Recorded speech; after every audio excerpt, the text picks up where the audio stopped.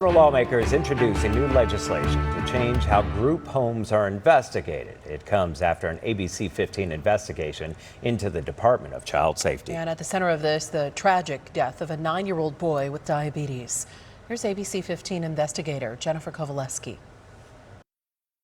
We looked at it as a wake-up call. A call for action after the Arizona Department of Child Safety failed to make sure a 9-year-old boy with diabetes got his life-saving medication.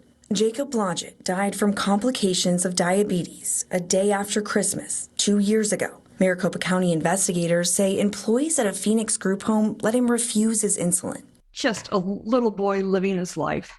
They took it away from him, and they took him away from all of us. It's unforgivable what happened in that particular case. Responding to our reporting and this scathing state audit, Arizona Senator TJ Shope introduced legislation that would give DCS more authority when it comes to investigating group home employees. And these group home settings, which seem to be where a lot of the problems stem. The Health and Human Services Committee reference call to order. Earlier this month, for more than 5 hours, Senator Shope and lawmakers on the Health and Human Services Committee grilled the new head of DCS about the audit's findings. A severe lack of oversight of group homes, a culture around not taking action against group homes. And about what the agency is doing to better protect children like Jacob. Well, what about children who have diabetes?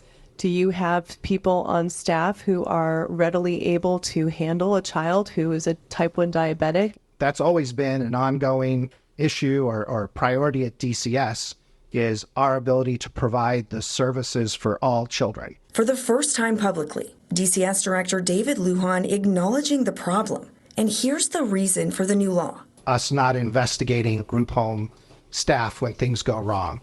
The reason for that change is that we received Attorney General's opinion. Lujan telling the committee that opinion found, under current law, DCS doesn't have the authority to investigate allegations of abuse or neglect involving group home employees. Instead, right now those cases are sent to local police to investigate, as we saw in Jacob's case. And that statute essentially says we are authorized to investigate cases where it's the family members, people in the house that are committing the abuse or neglect. Which is why DCS never completed its own child fatality report in Jacob's case, detailing what went wrong to prevent another tragedy. Senator Shope says he hopes Senate Bill 1067 will change that.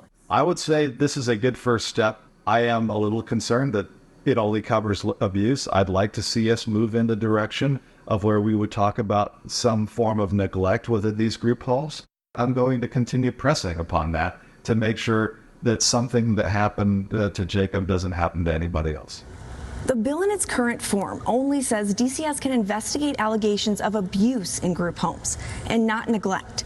SB 1067 will go before the Senate Health and Human Services Committee on Tuesday. Shope says he has been working with Director Lujan on this bill. We will be at the hearing and continue our reporting. I'm investigator Jennifer Kovaleski, ABC 15, Arizona. During the Sunset Review hearing earlier this month, Arizona lawmakers only reauthorized DCS for 4 years. Now, they historically extend state agencies for 8 years at a time, but this means DCS will face more scrutiny sooner.